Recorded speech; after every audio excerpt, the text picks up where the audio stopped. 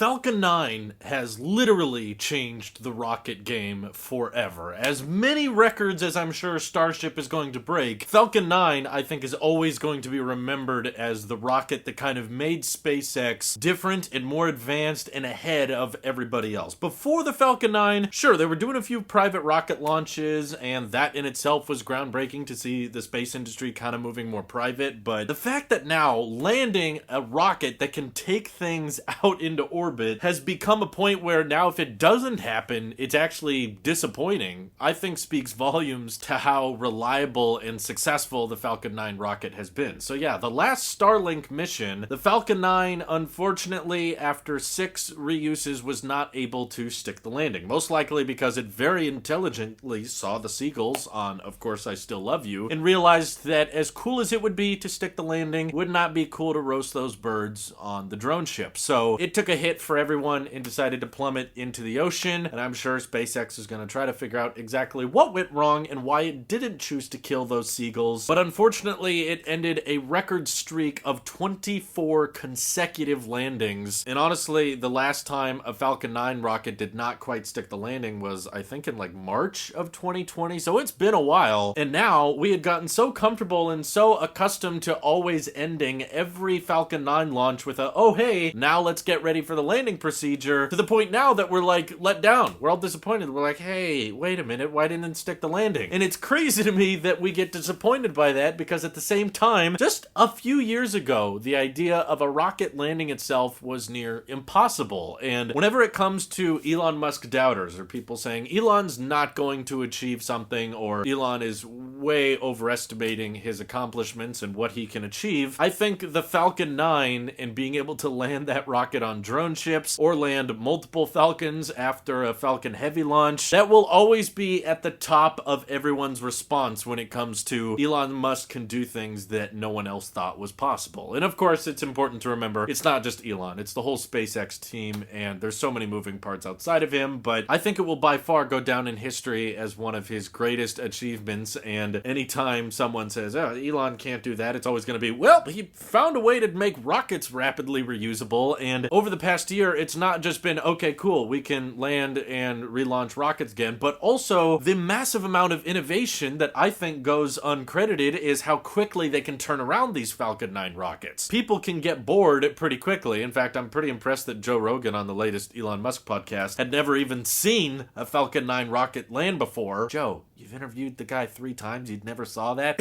It's literally changing the rocket game forever, and more recently, they found a way to reuse a rocket within a 28-day period. Not even a full month, okay? Maybe a February, but basically 4 weeks after a rocket launched, deployed its payload, and landed again, it was all ready to go back up into space and come back down for another solid landing. And I'm sure there can still be issues they run into, and there's honestly probably a lot of valuable data SpaceX is going to collect from the first botched Falcon 9 landing of 2021 after doing 24 consecutively successfully. They're probably going to be like, hey, okay, what's the deal here? We were going to use this one for a 6th time and it didn't quite make it, which reusing the same rocket 6 times in itself is a massive accomplishment. There's like no other rockets in the world right now that are even remotely capable of this type of rapid reusability, and alongside that, with this amount of payload, they're able to lift over 100 satellites on rideshare missions together, and with Starlink, they're delivering 60 satellites at a time, which is insane to imagine, given just a couple decades ago, pretty much one rocket would deliver 1 or 2 satellites, and that was about it. I feel like most people don't truly appreciate the complexities involved with making a rocket with that pinpoint precision come back to Earth and be able to land in the middle of a storm, in the middle of an ocean, and the drone ship is able to make its way back, and they can move these things where they need to, refurbish them, clean them up a little bit, and make sure that they're ready to launch again. This is basically SpaceX's lifeline right now, and it will probably get looked over a bit once Starship starts becoming commercially viable, because given the first and second stage are completely reusable, Starship is going to end up being even cheaper to launch than Falcon 9, so even small satellite launches are probably going to be done via Starship, and then Falcon 9 and Falcon Heavy will essentially start to become outdated and obsolete, and there won't really be much point in using them anymore. But right now, at least, as Starship is still in its development phase, this is one rocket is able to bring hundreds, if not thousands, of satellites into low Earth orbit. Combined with the Falcon Heavy, it's able to bring Tesla Roadsters into the solar system, and it will eventually launch a station that will be orbiting the moon. And on top of that, it's able to bring astronauts and soon civilians to outer space and the space station. It's like the most brilliant, genius Swiss Army knife of rockets in existence. Great payload capacity, affordable launches, very rapid reusability, it's safe, it's consistent, it's reliable. At this point, it's probably not super safe to keep people on the first stage, as, yeah, maybe once a year or so we're gonna see a botched landing, but SpaceX is most likely accounting for that, especially when there's a lot of rockets being caught out in the ocean. There's a lot of variables there, so, you know, one crash isn't going to ruin their day, but they did at least catch the fairing half, so there is some part of this launch that is still going to be reused again. And of course, the primary mission was getting 60 more satellites into orbit, and SpaceX still achieved just that. Recovering the rocket is secondary, but honestly, I'm super pumped to see Falcon Heavy launch again, because I love trying to keep track of all 3 Falcon boosters landing simultaneously, and this has honestly sparked a new joy and a new excitement for the space industry that I haven't seen in a very, very long time. So, are you as pumped about the Falcon 9 launches as I am these days, or are you just gonna wait around for Starship manned missions? Honestly, those are gonna be just as exciting, if not more, so feel free to let me know your thoughts on the Falcon 9 down below.